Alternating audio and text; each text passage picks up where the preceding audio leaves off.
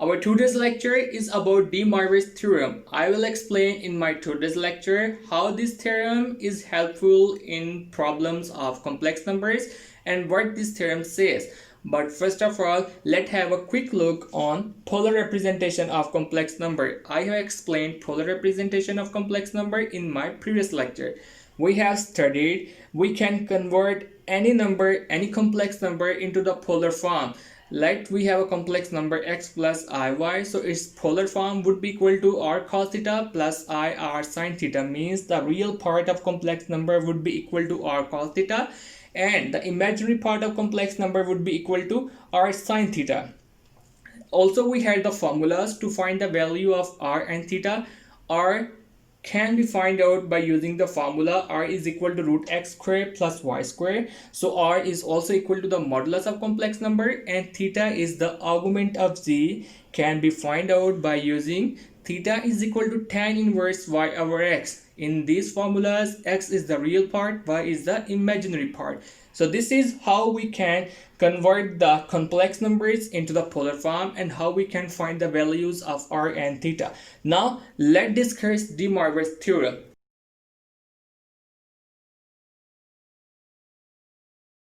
First of all, you should know this theorem is very helpful to solve the powers of complex number. Means let we have a complex number x plus iy with raised power 2. Now we can solve the power of complex number x plus iy with the help of Demoivre's theorem. Now what this theorem says, let we have a complex number in polar form cos theta plus I sin theta with raised power n. Now according to the Demoivre's theorem, this power of n would be multiplied by the augment of z. This is the augment of z. Theta is called augment of z. So this side of equation would be equal to cos n theta plus I sin n theta. You can see the power is multiplying with the augment of z. So this is the Demoivre's theorem. I think it's very simple. But we should solve one example of complex number with some powers so we can better understand how we can use the Demoivre's theorem to solve the powers of complex number. For this purpose, let we have a complex number 1 minus root 3i by 1 plus root 3i with raised power 5. Now you can examine one thing. This complex number is not in the polar form. So first of all, we should convert this number in the numerator and also in the denominator in polar form. I have told you how we can convert any complex number in polar form. The real part would be equal to r cos theta and imaginary part would be equal to r sin theta. So for the numerator, the complex number has the real part 1. So 1 would be equal to r1 cos theta 1 and the imaginary part is minus root 3. Keep in mind, the imaginary part of complex number in the numerator is not root 3. That is minus root 3. So minus root 3 would be equal to r1 sin theta 1. So the polar form of complex number in the numerator would be equal to r1 cos theta 1 plus r1 I sin theta 1. Now for the denominator, the real part is 1 and the imaginary part is root 3. So 1 would be equal to r2 cos theta 2 and root 3 would be equal to r2 sin theta 2. So polar form of complex number in the denominator would be equal to r2 cos theta 2 plus r2 I sin theta 2. We are calling r1 and r2 theta 1 and theta 2 just to make the difference. Now we have the complex number 1 minus root 3i by 1 plus root 3i raised power 5 equal to r1 cos theta 1 plus r1 I sin theta 1 by r2 cos theta 2 plus r2 I sin theta 2 raised power 5. This is the polar form of this complex number. Okay, now what should we do? We should find the value of r1, theta 1, r2 and theta 2. I have told you how we can find the value of r and theta of any complex number in polar form. So for r1, we had the real part 1 and imaginary part minus 3. So this would be equal to 1 squared plus root minus 3 squared. That would be equal to root 1 plus 3. And root 1 plus 3 is equal to root 4. Root 4 is equal to 2. So this is the value of r1. For the argument of complex number in the numerator with the formula theta 1 is equal to tan inverse minus root 3 by 1 imaginary part by real part, and tan inverse minus root 3 is equal to minus 60. So theta 1 is equal to minus 60. Now we will find the values of r2 and theta 2. r2 is equal to root real part square plus imaginary part square. Real part is 1 and imaginary part is root 3. So 1 square plus root 3 square. That would be equal to root 1 plus 3, and root 1 plus 3 is equal to root 4. That would be equal to 2, as root 4 is equal to 2. So this is the value of r2. Now we will find the value of theta 2. Theta 2 is equal to tan inverse root 3 by 1 imaginary part by real part, and tan inverse root 3 is equal to 60. So now we have the value of r1, argument of complex number in the numerator, and the value of r2 and the argument of complex number in the denominator. So just put these values in the polar form.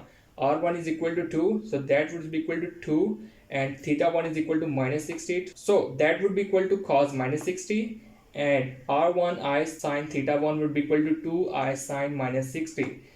For the denominator, we have theta 2 is equal to positive 60 and r is equal to 2. So 2 cos 60 plus 2 I sine 60. Now there is one important formula you should remember, and that is cos minus theta is equal to cos theta. What is the meaning of this? Means cos minus 60 is equal to cos 60. Cos minus 60 is 1 by 2 and cos 60 is also 1 by 2. And sine minus theta is equal to minus sine theta.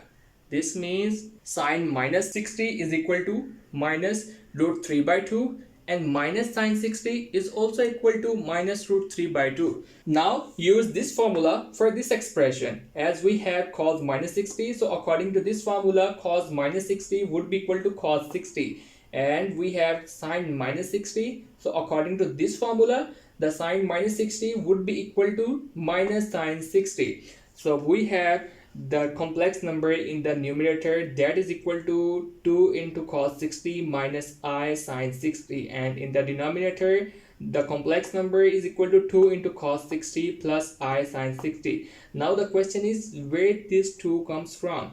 Basically you can see 2 is a common in both cos, in both real and imaginary part of this complex number in the numerator, also in the denominator. So we can take 2 as a common number in the numerator and denominator. As 2 is multiplying in both numerator and denominator, so we can cancel these 2 and we have only the complex number in the numerator, that is equal to cos 60 minus I sine 60 raised to power 5, and in the denominator we have the complex number cos 60 plus I sine 60 raised to power 5. Now we want to move this complex number cos 60 plus I sine 60 raised to power 5 from denominator to the numerator. So what is the procedure of this? For this, we just need to change the sign of power. Means if the power of this complex number is positive in the denominator, then that complex number's power would become negative after moving to the numerator, like this. The power in the denominator is 5, and after moving to the numerator, the power of same complex number would become a negative, because 1 by 2 raised power n is equal to 2 raised power minus n. So this is how we can move any complex number with power from denominator to numerator. Now we have complex number cos 60 minus I sine 60 raised power 5 into cos 60 plus I sine 60 raised power minus 5. Right now we will use the Demoivre's theorem. Demoivre's theorem is the power will be multiplied by the argument of complex number. In this case, argument is 60 and the power is minus 5. So according to Demoivre's theorem, 5 will be multiplied by 60 and minus 5 will also be multiplied by 60. So we would have cos 300 minus I sine 300 and cos minus 300 plus I sine minus 300 after multiplication with power. Now again use this formula, cos minus theta is equal to cos theta. So cos minus 300 would be equal to cos 300, and sine minus theta is equal to minus sine theta. So sine minus 300 is equal to minus I sine 300. Now we have two complex numbers. One is cos 300 minus I sine 300, and one is cos 300 minus I sine 300. So we have two complex numbers with the same real parts and same imaginary parts. The next step is just put the values of cos 300 and sine 300. Cos 300 is equal to 1 by 2 and sine 300 is equal to minus root 3 by 2. 1 by 2 minus into minus root 3 by 2i into 1 by 2 minus into minus root 3 by 2i. The multiplication of negative with a negative would become a positive. So we would have 1 by 2 plus root 3 by 2i and 1 by 2 plus root 3 by 2i. Now you can see we have the same complex numbers with the same values. So we just need to multiply these two complex numbers. The real part with the real part, and then the real part with the imaginary part, and finally the imaginary part with the real part, and imaginary part with the imaginary part, like this one.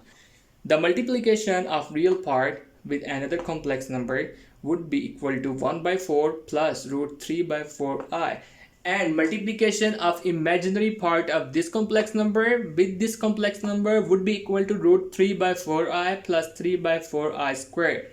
Now we have two real parts, 1 by 4 and minus 3 by 4. Where this minus 3 by 4 comes from?